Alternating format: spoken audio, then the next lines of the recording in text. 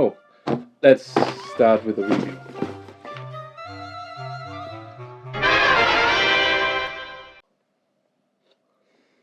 Holy schmoly, Rode did something here. The VideoMic Go II is packed with features that I've never seen in any microphone before. It's not a camera microphone, it's a multi-purpose microphone. But more about its features, the sound quality, and for whom the small beauty is later in the video. The VideoMic Go II is the successor of the VideoMic Go, obviously, and in this video I will compare the two and give you my opinion if the additional round about 40 bucks are worth it.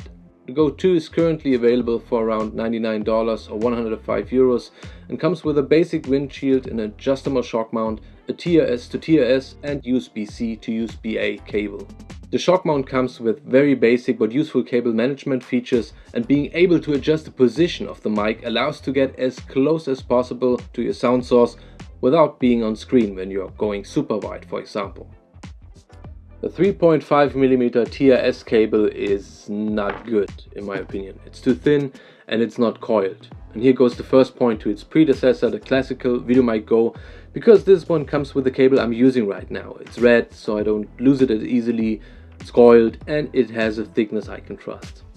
Just as its much more expensive big brother, the Rode VideoMic NTG, it is a super cardioid shotgun microphone with a very similar, pretty directional pickup pattern. It measures only 15 cm rear to end with the windshield attached and 12 cm without. The minimum distance from the end of the hot shoe mount to the tip of the mic is 0. With the windshield attached it's 9 cm. But if you stick with the recommended placement, which is indicated by those marks here and there, it's about 9.3 mm.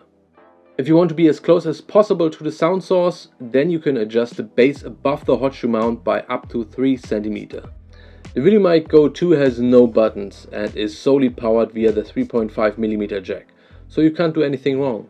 As long as it's connected with your camera, it will record. In addition to its 3.5mm output jack, it comes with USB-C, so you can update the firmware via the Rode Central software installed on your PC or Mac, and you can use it as an audio input device. You can use it for streaming, for gaming, or for voiceovers, and put it on a tripod in front of you if you want. The most cool about it is that you can also use the VideoMic Go II as an output device as well. Plug in your headset directly into the mic and listen to the audio streamed from your PC as well as your voice lag-free. To do this, you'd normally need an additional external audio mixer which isn't available below 40 bucks. And even if, then it's a pretty bad one. So if you need a, spoiler alert, good camera mic, but also want to have a device for voiceovers for as little money as possible, you can stop the video right away and buy it, because there's no alternative today. Link in the description below. I will get a small share of Amazon and you only pay the price you would normally pay. If you're using it with your Mac or PC, I recommend using it with the Rode Central software. Here you have several options. The pad button decreases your input level by roughly 15 dB, which can decrease eventual noise even further. You can make up your own mind if you think this feature is necessary when I test the sound quality in a moment. With the second button, you can control your input level when connected to a PC or Mac. The HPS button stands for High Pass Filter. It cuts out unwanted low frequencies. The high frequency boosts low frequencies. No, just kidding. It boosts high frequencies. And with the direct monitor button, you can control how loud you want to hear your own recording. All these settings and features are also available for Android and iOS if you want to use it with your phone. Now let's dive in, comparing the sound quality of the two generations of more or less the same mic. I have 3 test setups. First, we compare the sound quality in a talking head environment without any background noise. Excuse the bad lighting. The second test includes the fan noise of my key light. And in the last test we look at the directionality of both generations. Keep in mind that I don't use any equalizers, it's raw input. This is an audio check, test 1, 2, 3. This is an audio check, test 1, 2, 3. This is an audio check, test 1, 2, 3. This is an audio check, test 1, 2, 3. This is an audio check, test 1, 2, 3. This is an audio check, test 1, 2, 3. This is an audio check, test 1, 2, 3. This is an audio check, and soon it's over. Test 1, 2, 3. This is an audio check, test 1, 2, 3. This is an audio check, and now it's over. Are you still there? Good job.